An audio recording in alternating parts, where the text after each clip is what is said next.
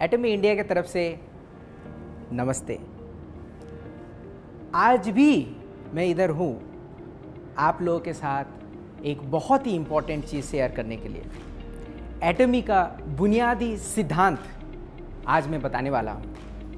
किसी भी कंपनी का बुनियादी सिद्धांत बहुत ही इम्पोर्टेंट होता है। बुनियादी सिद्धांत यानी कि फाउंडिंग प्रिंसिपल बहुत ही इम्पोर्टेंट होता है किसी भी कंपनी का ग्रोथ के लिए। बुनियादी सिद्धांत जो होता है ह्यूमन का डीएनए की तरह होता है। इसी के ऊपर डिपेंड करता है ये कंपनी कितना दूर जाएगा। ये अगर स्ट्रांग होता है तो ही कंपनी बढ़ सकता है। इस कॉम्प्लिकेटेड दुनिया में आपने ये वर्ड सुना है क्या? VUCA, VUCA। V stands for volatility, अस्थिरता। U अनसर्टेनिटी, अनिश्चितता। C कॉम्प्लेक्सिटी, जटिल। A एम्बिग्विटी, अस्पष्टता। इस टाइम पे पूरे दुनिया में भूखा मचा हुआ है और हमारा फाउंडिंग प्रिंसिपल अगर स्ट्रांग नहीं होता है तो हम लोग कभी भी आगे नहीं बढ़ सकते हैं। कंपनी टूट सकती है। आपको एक आंकड़ा बताता हूँ। दुनिया में 80 to 90% कंपनी बंद हो जाता है with in 10 years, depending on the country. किसी कंट्री में 80%, किसी कंट्री में 90%। 10 साल में कंपनी बंद होने का चांसेस 90% होता है। इसका वन ऑफ द रीज़न होता है कि फाउंडिंग प्रिंसिपल सही तरीके से बनाया नहीं गया है। एटमी का फाउंडिंग प्रिंसिपल 3 बिग पिलर के ऊपर खड़ा हुआ है। पहला सबसे बड़ा पिलर है बीइंग, कंटिन्यूटी, चलते रहना, खत्म ना होना। सेकंड पिलर है स्पीड, गति। थर्ड पिलर जो है बैलेंस, संतुलन। आज मैं आपको बीइंग, कंटिन्यूटी, चलते रहना के बारे में बोलूंगा। नेक्स्ट एपिसोड में मैं आपको स्पीड एंड उसके बाद में मैं आपको बैलेंस के बारे में बताऊंगा।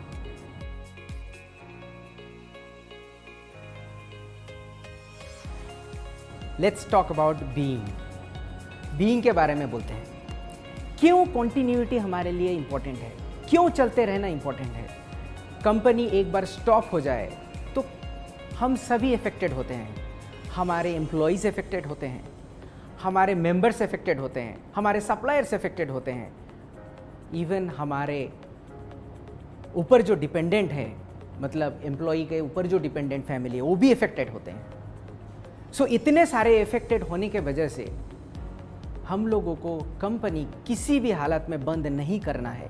जैसे कि आपको मैंने आंकड़ा दिया था 80 to 90% कंपनी बंद हो जाता है।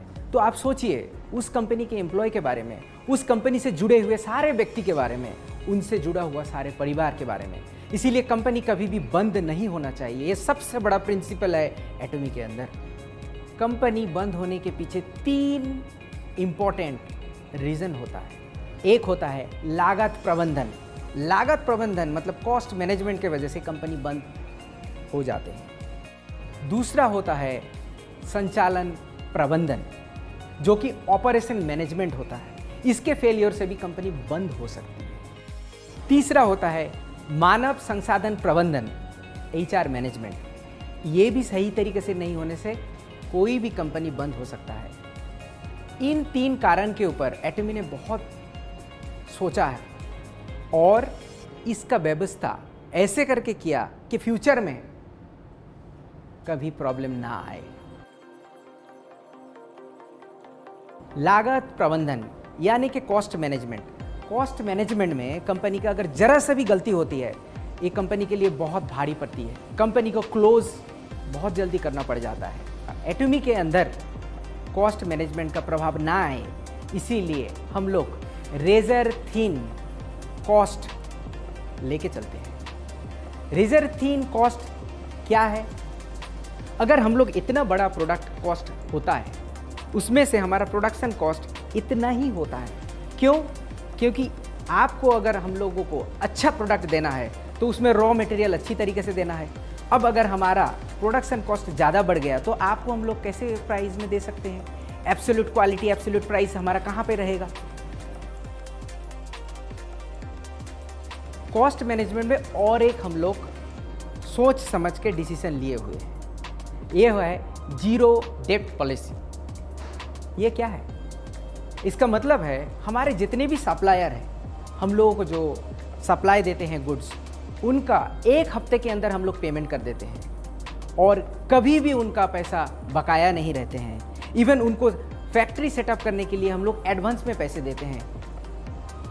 पहले से एडवांस में अगर पैसे देते हैं तो इसका फ़ायदा कहाँ पे है? उनको कहीं से बैंक या फाइनेंशियल इंस्टीट्यूशन से उनको पैसा उधार लेना नहीं पड़ता है, उनको इंटरेस्ट नहीं लगता है। उसके वजह से क्या हुआ? मेरा प्रोडक्शन कॉस्ट भी कम गया। हम लोग उनको अगर पैसे सही टाइम पे देते हैं, हमारे लिए पहले माल अच्छी तरीके से बनाते हैं, इसका फ़ायदा हम पे नहीं होता है, इसका फ़ायदा होता है आपके ऊपर, हमारे कंज्यूमर के ऊपर। मैं आपको एग्जांपल देता हूँ। हमारे जो लामियन फैक्ट्री है कोरिया में, उसमें एक बार आग लग गया। आग लगने के बाद नास्ता नाबूद हो गई और कंपनी का सीईओ हमारे चेयरमैन के पास आए और बोलने लगे मेरा फैक्ट्री तो जल गया। हमारे चेयरमैन डॉक्टर हान गिल पार्क ने ना सिर्फ उनको हेल्प किया, फैक्ट्री छोटे से बड़े एक्सपेंड करके उसमें प्रोडक्शन और बढ़ा दिया और उनको एडवांस पैसा दे दिया। ये सहायता मिलने के बाद प्रोडक्शन बढ़ गया, तो ग्रेटिट्यूड से उन्होंने क्या किया? कप लामियन में 30% ज़्यादा दे दिया सेम प्राइस पर। 30% ज़्यादा किसको बेनिफिट हुआ? हमको नहीं, कंज्यूमर को बेनिफिट हुआ। सो एक हेल्प कॉस्ट मैनेजमेंट में कैसा करके इफेक्ट होता है, ये एटॉमी सही तरीके से पालन करता है। ऑपरेशन मैनेजमेंट, संचालन प्रबंधन, इसका जरा सा भी गलती होता है, ऑपरेशन में अगर जरा सा भी मिस्टेक होती है, कंपनी बंद करना पड़ता है। ये ना हो, ऐसे सिचुएशन हम पे ना हो, हम लोग बहुत सोच समझ के प्रिंसिपल सेंट्रिक ऑपरेशन से रखा हुआ है। इसमें से क्या होता है? हमारे जितने भी डिसीजंस होते हैं वो उसका बेस होता है प्रिंसिपल। एंड हम लोग काम बढ़ाते नहीं हैं, काम घटाते हैं। ऑपरेशन होते हैं काम को डिस्ट्रॉय करने के लिए। हम लोग रिपीटेड काम को कंप्यूटर को देते हैं। हमारे कंपनी के अंदर भी फास्ट एग्जीक्यूशन होता है। वेबसाइट बहुत फास्ट है। हमारा पहले दिन से 2009 से ही हम लोग वेबसाइट के थ्रू देके ऑपरेशन करते हैं। एंड फास्ट डिसीजन मेकिंग भी हम लोग यूज़ किया पहले से। कंपनी के अंदर जितना जल्दी डिसीजन मेकिंग होता है, ऑपरेशन उतना जल्दी फास्ट होता है। So principle centred operation and fast operation, इसके साथ हमारा ऑपरेशंस का रिपीटेटिव वर्क को कम करके उसे एक नया सिस्टम दिया। इसीलिए हमारा ऑपरेशंस जो है बहुत फास्ट है एंड स्टेबल।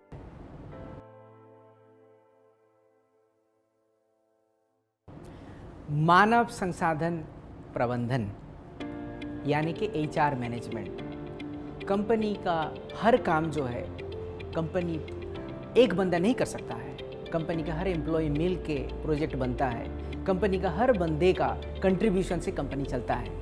इसको अगर सही तरीके से हम लोग संतुलन या फिर सही तरीके से इसका संचालन नहीं करते हैं तो कंपनी कभी भी आगे नहीं बढ़ सकता है। और कंपनी के अंदर हर एम्प्लॉई का कंट्रीब्यूशंस बहुत ही बड़ा माना जाता हुआ है। हमारे कंपनी के अंदर हर एक एम्प्लॉई का कंट्रीब्यूशन सही तरीके से होता है एंड उनको वो डिसीजन मेकिंग पावर दिया जाता है। ये डिसीजन पावर जो है उनका creativity and multiple different experience के तरीके से गैदर किया होता है। आपको एक एग्जांपल देता हूँ। मुझे एक कैमरा खरीदना है। अगर मैंने बांध दिया नहीं तुम इतने पैसे में ही खरीदो, तो वो बेस्ट कैमरा खरीद नहीं पाएगा। उसके लिए वो उसका फ्री विल रहता है कि नहीं मुझे ये कैमरा अपने कंपनी के लिए चाहिए। वो डिसीजन खुद लेता है और वो डिसीजन हम लोग फॉलो करते हैं। सिर्फ ये नहीं, हमारे एम्प्लॉई जो हमारे कंपनी में है वो एक प्रोजेक्ट नहीं करते हैं, मल्टीपल प्रोजेक्ट में उनको इन्वॉल्व किया जाता है। कोई न्यू कमर हमारे कंपनी में जब आते हैं, उनको हम लोग बड़ा काम दे देते हैं, जैसे कि उनका एक्सपीरियंस बढ़े। इस वजह से हमारा कंपनी का क्या फ़ायदा होता है, उनका डिसीजन पावर बढ़ता है। फाइनली कंपनी का ग्रोथ एम्प्लॉय के ऊपर ही डिपेंड करता है। इसी वजह से एटमी ने सही तरीका से एम्प्लॉय के साथ कोलैबोरेशन करके कंपनी को आगे बढ़ाया। सो बीइंग कंटिन्यूटी, यानी कि चलते रहना, हमारा धर्म होता है। ये एटमी का वन ऑफ द पिलर है। ये हमारा फाउंडिंग प्रिंसिपल का सबसे बेहतरीन और सबसे पहला पिलर है।